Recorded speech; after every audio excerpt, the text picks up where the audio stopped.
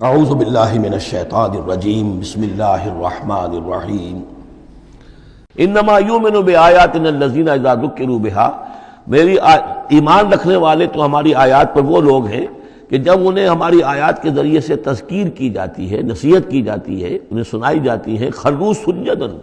وہ سجدے میں گر پڑتے ہیں، وسبحوا بحمد ربہم، اور وہ اپنے پروردگار کی حمد کے ساتھ تسبیح کرتے ہیں، وہم لا یستکبرون، اور وہ گھمنڈ نہیں کرتے، تکبر نہیں کرتے۔ یہ آیت سجدہ ہے۔ تتجافی جنوبہم عن المضاجع، رات کے اوقات میں ان کے پہلو بستروں سے دور رہتے ہیں، علیحدہ رہتے ہیں رات کو۔ یبیتون لربہم سجدا وقیاما، ایک تو وہ شخص ہے کہ جو ساری رات پڑا سوتا رہتا ہے، اور ایک وہ ہے کہ جو وقفے وقفے سے اٹھتا ہے، اللہ کو یاد کرتا ہے، کبھی کھڑا ہے کبھی سجدہ کر رہا ہے۔ تو ان کے پہلو جو ہیں وہ ان کے بستروں سے علیحدہ رہتے ہیں۔ یدعون ربہم خوفا وطمعا، اپنے رب کو پکارتے رہتے ہیں، دعا کرتے رہتے ہیں اپنے رب سے، خوف کے ساتھ بھی اور طمع کے ساتھ بھی۔ انہیں امید بھی ہوتی ہے، لالچ بھی ہوتا ہے کہ اللہ تعالیٰ رحم فرمائے، مغفرت فرمائے، لیکن ڈر بھی رہتا ہے کہ کہیں ہماری پکڑ نہ ہو جائے۔ وَمِمَّا رَزَقْنَاهُمْ يُنْفِقُونَ، اور جو کچھ ہم نے انہیں دیا ہے اس میں سے پھر وہ خرچ کرتے ہیں ہماری رضا جوئی کے لیے۔ فَلَا تَعْلَمُ نَفْسٌ مَّا أُخْفِيَ لَهُم مِّن قُرَّةِ أَعْيُنٍ، تو کسی جان کو نہیں معلوم، کسی انسان کو نہیں معلوم کیا کچھ چھپایا گیا ہے ان کے لیے ان کی آنکھوں کی ٹھنڈک کے واسطے، یعنی جنت میں ہم نے کیا کچھ چھپایا ہوا ان کے لیے کوئی نہیں جانتا۔ فَلَا تَعْلَمُ نَفْسٌ، کوئی نہیں جانتا۔ اسی مضمون کو اصل میں حضور نے ادا کیا ہے کہ مَا لَا عَيْنٌ رَأَتْ وَلَا أُذُنٌ سَمِعَتْ وَمَا خَطَرَ عَلَىٰ قَلْبِ بَشَرٍ، باقی جو چیزیں بیان کی گئی ہیں ان کے بھی اصل حقیقت تو وہاں کھلے گی، لیکن پھر بھی یہ تو ابتدائی نزل ہے، پہلی مہمان نوازی ان چیزوں سے ہے جن کا کہ قرآن مجید میں ذکر ہے، جن کو کہ ہم سمجھ سکتے ہیں۔ اصل نعمتیں جو جنت کی ہیں وہ تو یہ فلا تعلم نفس، کوئی نہیں جانتا کیا کچھ چھپایا گیا ان کے لیے، اللہ تعالیٰ نے کیا کچھ تیار کر کے رکھا ہوا ہے ان کی آنکھوں کی ٹھنڈک کا سامان۔ جزاء بما كانوا يعملون، وہ بدلہ ہوگا ان کے اعمال کا۔ افمن کان مومنا کمن کان فاسقا، تو بھلا ایک شخص کہ جو مومن ہے کیا وہ ایسا ہو جائے گا جیسے فاسق ہو؟ کیا ان کا انجام برابر ہوگا؟ لا یستوون، نہیں وہ برابر نہیں ہو سکتے۔ اما الذین آمنوا وعملوا الصالحات، یقیناً وہ لوگ جو ایمان لائے اور جنہوں نے نیک عمل کیے، فلہم جنات الماوا، ان کے لیے تو وہ باغات ہیں جہاں ان کو ٹھکانہ دیا جائے گا۔ نزلا بما كانوا يعملون، اور یہ ہوگی ان کی ابتدائی مہمان نوازی۔ نزول عربی میں کہتے ہیں مہمان جیسے ہی آئے، نزیل اترا ہے وہ اپنی سواری سے، گھوڑے سے آیا ہے، اونٹ پر آیا ہے، آپ کے دروازے کے سامنے آ کر وہ اترا ہے، اونٹ کو بٹھایا ہے اس سے اترا ہے، یا آج کار سے اتر رہا ہے۔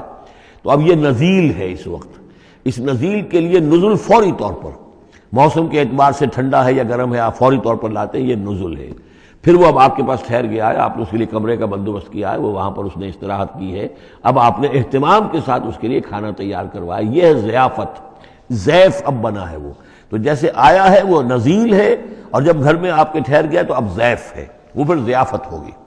تو وہ چیزیں جو ہے ما لا عین رأت ولا اذن سمعت وما خطر علی قلب بشر، یہ اصل میں ضیافت خداوندی ہے، اور یہ نزل ہے جس کا ذکر قرآن مجید میں اس تفصیل سے آیا ہے۔ وَأَمَّا الَّذِينَ فَسَقُوا فَمَأْوَاهُمُ النَّارُ، اور جو لوگ سرکش تھے اور جنہوں نے نافرمانی کی تھی ان کا ٹھکانہ آگ ہے۔ كُلَّمَا أَرَادُوا أَن يَخْرُجُوا مِنْهَا،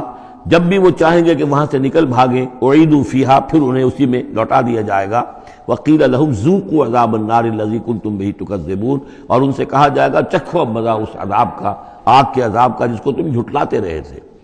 وَلَنُذِيقَنَّهُم مِّنَ الْعَذَابِ الْأَدْنَىٰ دُونَ الْعَذَابِ الْأَكْبَرِ لَعَلَّهُمْ يَرْجِعُونَ۔ یہ ہے آیت نمبر 21 اس سورہ مبارکہ کی، اور آیت نمبر 41 تھی سورہ الروم کی۔ ظہر الفساد فی البر والبحر بما کسبت ایدی الناس لیذیقہم بعض الذی عملوا لعلہم یرجعون،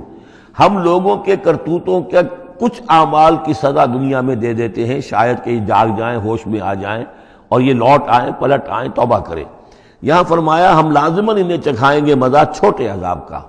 ادنا، عذاب الادنا، دون العذاب الاکبر، اس بڑے عذاب سے پہلے لعلہم یرجعون، شاید کہ یہ جاگ جائیں، شاید کہ ہوش میں آ جائیں، شاید کہ لوٹ جائیں، شاید کہ توبہ کریں۔ یہ بات جو ہے آ چکی ہے کہ رسول جب بھی بھیجے جاتے تھے تو اللہ تعالیٰ کی طرف سے اس قسم کی تنبیہات کا سلسلہ آتا تھا تاکہ لوگ بیدار ہیں۔ وَمَنْ أَظْلَمُ مِمَّنْ ذُكِّرَ بِآيَاتِ رَبِّهِ ثُمَّ أَعْرَضَ عَنْهَا، اس سے بڑھ کر ظالم کون ہوگا جس کو نصیحت کی گئی اب اس کے رب کی آیات کے حوالے سے پھر بھی اس نے اعراض کیا یعنی ایک تو نصیحت کوئی کر رہا ہے وہ اپنا جو فلسفہ بھگار رہا ہے یا کوئی اپنی عقل لڑا رہا ہے، اپنی منطق لڑا رہا ہے، ایک یہ کہ اللہ کی آیات کے ذریعے سے تذکیر کر رہا ہے،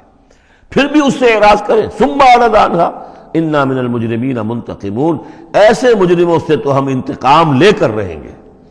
وَلَقَدْ آتَيْنَا مُوسَى الْكِتَابَ فَلَا تَكُنْ فِي مِرْيَةٍ مِّن لِقَائِهِ، اور ہم نے موسیٰ کو کتاب دی تھی، اور یہ جملہ متردہ بیچ میں آیا ہے کہ اے نبی آپ بالکل شک میں نہ رہیے اس کی ملنے سے یا اس کی ملاقات کے۔ اس کا ایک ترجمہ یہ کیا گیا ہے کہ شب معراج میں حضرت موسیٰ سے بھی حضور کی ملاقات ہوئی تھی، تو اس کی طرف اشارہ ہے کہ آپ کی جو ملاقات ہوئی تھی وہ موسیٰ ہی سے ہوئی تھی، اس میں کوئی شک نہ کیجیے۔ لیکن زیادہ جو قرین قیاس ہے، جو سیاق و سباق کے ساتھ مناسبت رکھتا ہے، وہ یہ ہے تو اے نبی آپ بالکل کوئی شک نہ رکھیں اس بات میں کہ جو کتاب موسیٰ کو دی گئی تھی وہ واقعتاً اللہ کی طرف سے تھی، کتاب کا ملنا اللہ کی طرف سے تھا، اور اس قرآن کا ملنا جو آپ کو ملی ہے یہ بھی اللہ کی طرف سے ہے۔ اور حضور سے خطاب کرتے ہوئے بھی در حقیقت یہاں پر روح سخن جو ہے وہ لوگوں سے ہے کہ تم کوئی شک نہ کرو کہ تورات اللہ نے ہی دی تھی حضرت موسیٰ کو، اور قرآن اللہ ہی نے دیا ہے محمد کو صلی اللہ علیہ وسلم۔ وَجَعَلْنَاهُ هُدًى لِّبَنِي اسرائیل، اور اس کو ہم نے ٹھہرایا تھا، بنا دیا تھا ہدایت، رہنمائی بنی اسرائیل کے لیے۔ وَجَعَلْنَا مِنْهُمْ أَئِمَّةً يَهْدُونَ بِأَمْرِنَا لَمَّا صَبَرُوا، اور ان میں سے پھر ہم نے ایسے امام اٹھائے، پیشوا اٹھائے، رہنما اٹھائے کہ جو لوگوں کو ہمارے حکم سے وہ ہدایت کرتے تھے، رہنمائی کرتے تھے، تورات کی تعلیم کرتے تھے، تورات سمجھاتے تھے، نیکی کا حکم دیتے تھے، امر بالمعروف نہی منکر کرتے تھے، لما صبروا۔ لیکن یہ کام وہ کر سکتے تھے جب خود صبر کی روش اختیار کر لیں۔ اگر آدمی اپنی تمام توانائیاں اور قوتیں زیادہ سے زیادہ عیش، زیادہ سے زیادہ دولت جمع کرنے پر کرے گا تو وقت کہاں سے لائے گا ان کاموں کے لیے؟ اور اس کام کے لیے تو ظاہر بات ہے آپ کو بدی پر کسی کو روکنا ہے، ٹوکنا ہے، نہیں منکر کرنا ہے تو کوئی صبر بھی کرنا پڑے گا، کوئی مصیبت بھی آئے گی، کوئی تکلیف بھی آئے گی، کوئی آپ کو ستائے گا بھی، گالیاں دے گا، اور اگر حکومت کے خلاف آپ نے کوئی بات کہی ہے تو حکومت آپ کو سزا دے گی۔ لہذا صبر کے بغیر یہ کام نہیں ہوتے۔ وَجَعَلْنَا مِنْهُمْ أَئِمَّةً يَهْدُونَ بِأَمْرِنَا، اب ہر شخص کے ہم میں سے یہ خواہش پیدا ہونی چاہیے کہ اللہ تعالی ہمیں بھی، اگر بنی اسرائیل میں سے اللہ تعالی نے بہت سے لوگ ایسے اٹھا دیے جن کی یہ تعریف کی جا رہی ہے، جعلنا منہم ائمۃ یہدون بامرنا لما صبروا، اللہ تعالی ہمیں توفیق دے کہ ہم بھی اس امت مسلمہ میں اسی کام کے کرنے والے بن جائیں، تاکہ لوگوں کو خیر کی طرف بلائیں، حق کی طرف دعوت دیں، لیکن اس کے لیے اپنے لیے صبر اختیار کرنا ضروری ہے۔ کم سے کم اپنا جو ہے اسٹینڈرڈ آف لیونگ رکھیں، تاکہ یہ کہ ہم اپنا وقت سپیئر کر سکیں، جس کو تبلیغی بھائی کہتے ہیں تفریغ الاوقات، اوقات فارغ نہیں کریں گے اپنے، سارا وقت تو لگا ہوا ہے آپ پیسہ کمانے میں، اس لیے کہ اس کے ایک خاص قسم کا معیار زندگی بنا لیا ہے، اور اس کو مینٹین کرنے کے لیے اب جتنا کچھ آپ کو چاہیے اب دن رات ایک کریں گے تو آپ اپنے اس معیار زندگی کو مینٹین کر سکتے ہیں۔ گویا کہ اب ہم اس معیار زندگی کو پوج رہے ہیں، ہمارے پاس اب وقت ہی نہیں ہے، صلاحیت کہاں لگائیں، کس وقت میں لگائیں، کیا کام کریں۔ لیکن صبر کی روش ہوگی اور پھر قرآن مجید کے ساتھ وہ تعلق ہوگا تو پھر انشاءاللہ تعالی اللہ تعالیٰ نے انسان میں بڑی صلاحیتیں رکھی ہیں، بڑی قوتیں رکھی ہیں، مسجود ملائک بنایا ہے، اللہ کے کریشن کا کلائمیکس ہے یہ، تو اللہ تعالیٰ کی یوں سمجھیے کہ تخلیق کا نقطہ عروج ہے، تو اس کے اندر صلاحیتیں ہیں۔ آدمی ارادہ کر لے، ہمت کرے، فیصلہ کر لے تو پھر یہ کہ اللہ تعالیٰ جو ہے اس کے لیے راستے کھول دیتا ہے۔ وَجَعَلْنَا مِنْهُمْ أَئِمَّةً يَهْدُونَ بِأَمْرِنَا لَمَّا صَبَرُوا وَكَانُوا بِآيَاتِنَا يُوقِنُونَ، ایک تو یہ کہ صبر کریں اور ہماری آیات کے اوپر پورا یقین ہو۔ إِنَّ رَبَّكَ هُوَ يَفْصِلُ بَيْنَهُمْ يَوْمَ الْقِيَامَةِ فِيمَا كَانُوا فِيهِ يَخْتَلِفُونَ، یقیناً آپ کا رب فیصلہ کرے گا ان کے مابین قیامت کے دن ان تمام چیزوں میں جن میں یہ اختلاف کر رہے تھے۔ أَوَلَمْ يَهْدِ لَهُمْ كَمَا أَهْلَكْنَا مِنْ قَبْلِهِمْ مِنَ الْقُرُونِ يَمْشُونَ فِي مَسَاكِنِهِمْ، کیا ان کے لیے یہ بات کافی نہیں ہوئی، ان کی رہنمائی کے لیے، ان کو سبق دکھانے کے لیے کہ ان سے پہلے ہم نے کتنی ہی بستیوں کو اور کتنی ہی نسلوں کو جو ہے ہلاک کیا ہے، کہ وہ جو پھرتے تھے اپنی انہی مساکن میں، اپنے شہروں میں، اور ایک مفہوم یہ کہ جن میں اب یہ پھر رہے ہیں، یہ جاتے ہیں اور سمود کی بستیوں کے پاس سے گزرتے ہیں۔ خبر آئی ہے کہ کچھ برطانوی سیاست جو ہے وہ محققین، انہوں نے وہ ڈیڈ سی میں اس کے ساحل کے ساتھ ہی